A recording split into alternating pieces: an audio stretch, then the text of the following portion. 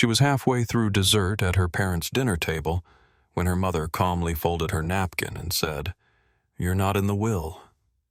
The room didn't erupt, just tightened, like air sucked from a balloon. Her brothers looked away. Her father sipped wine like it was water. She didn't cry. She just stood up. What she did next will shock even those who thought they'd seen everything. But first, let's go back to the beginning. Emma Turner had always known how to smile when it hurt. It was a survival skill she'd mastered young.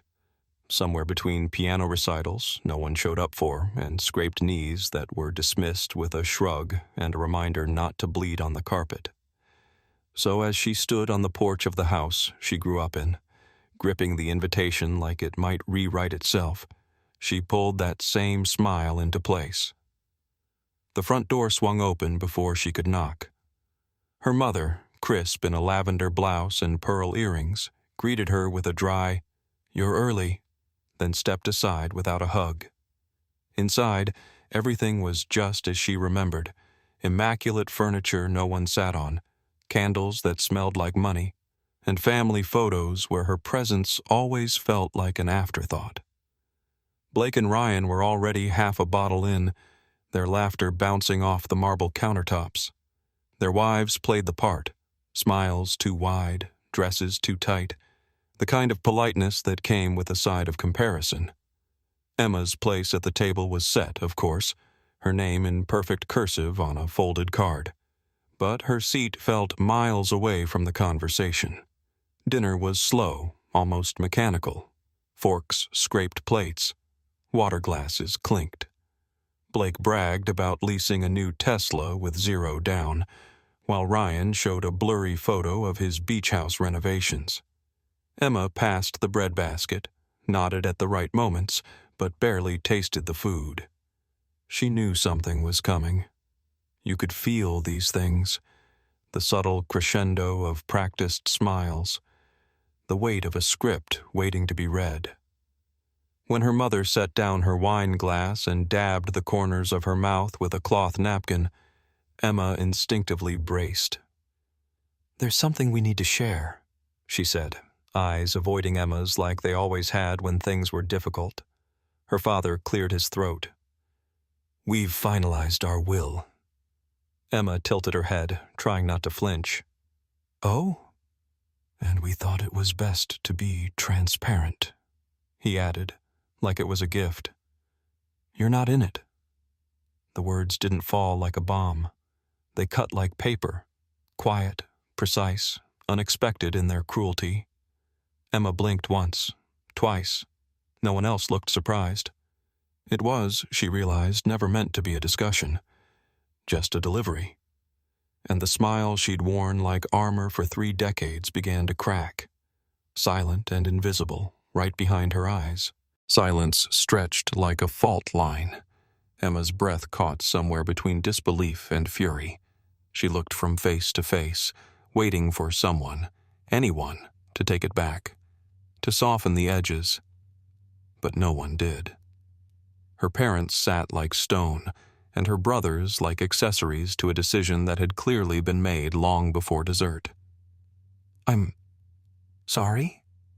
she finally asked, her voice clipped, too level to be calm. Her mother folded her hands in her lap, posture perfect. "You've always been so independent," she said, with a tone that carried the faintest trace of blame disguised as admiration. "You didn't want help when you lost the apartment. You didn't come to us when the job fell through. You've made your own way. We assumed you preferred it that way." Emma blinked hard, her chest tightening. "So I'm being punished for surviving without your help?" "It's not punishment," her father replied, with the mechanical tone of someone reading policy off a spreadsheet. "It's logical. Blake is running the business. Ryan has mouths to feed. You've always said you were happy with less." Blake let out a quiet laugh, hiding it in his glass. Ryan wouldn't meet her eyes. The room tilted. Or maybe it was Emma's stomach. Her chair scraped against the floor as she stood, hands trembling at her sides. Not with grief, but with the slow burn of something deeper. "I took care of Grandma for 3 years," she said. Each word dropped like a stone. "I drove her to every appointment. I changed her sheets. I listened when she forgot who I was.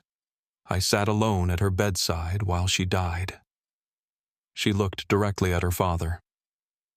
"I paid for her funeral." A silence followed. Deeper now.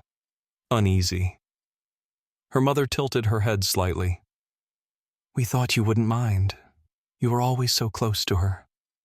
That was the moment it broke. This wasn't forgetfulness. It wasn't favoritism. It was deletion. A quiet rewriting of family history where her sacrifices were footnotes, where her presence was convenient but not required, where her absence from the will wasn't a surprise. It was the plan all along. Emma felt her chest tighten, but this time she didn't choke it back. Because something colder than grief had taken its place. Emma didn't shout. She didn't throw her wine glass or demand to know why love had conditions. There was no tantrum, no theatrical scene to make them squirm. Instead, she stood, placed her napkin on the edge of her plate, and left, heels clicking against the polished hardwood like a verdict. The door didn't slam, it whispered shut. By the time she reached her apartment, the evening air had cooled, but inside her chest, something had settled. Not peace, exactly, but clarity. The next morning, she pulled out the manila folder tucked in her desk drawer, one she hadn't looked at in months. Her grandmother's deed was still there. The transfer had been signed, notarized, and quietly filed 2 years ago when Emma sat beside the woman who raised her and heard the rasped words, "This is yours. You gave me more than anyone else ever did." The land wasn't in some upscale suburb. It sat on the edge of a sleepy town 2 counties over. But the soil was good. The light was clean. And the house, though weathered, had bones strong enough to carry a future.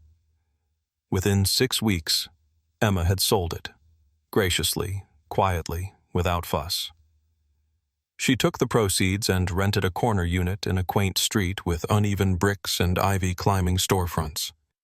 There, beneath hand-lettered signage that read Wild Grace Florals, she opened the doors to something entirely her own. A flower shop. Modest, light-filled. The scent of eucalyptus and roses always in the air. She filled it with color, with care. With small touches her grandmother would have adored.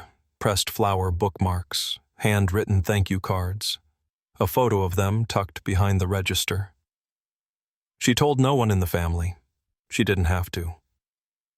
Word traveled the way beauty always does. Quietly. Persistently. A year later, when Wild Grace was named Best New Business by the local Chamber of Commerce, her photo ran in the Sunday paper. There she was, smiling in front of sunflowers and tulips, wearing a linen apron and more peace than her parents had ever given her. That evening, they came. 2 shadowy figures outside the glass, just after sunset. Her mother in pearls, her father fidgeting with his keys. Emma met their eyes, then turned off the lights. The seasons turned.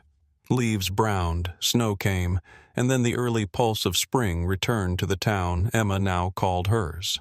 She watered potted peonies in the front window, nodded to regulars, and marked up her shop journal with sketches for new displays. Life moved, not rushed, not forced, just moved, like breath. Then the letter arrived.